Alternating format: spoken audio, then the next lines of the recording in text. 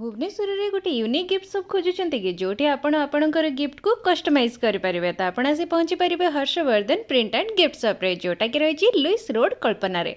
तो चलते देखा कौन रही गिफ्ट शॉप रे।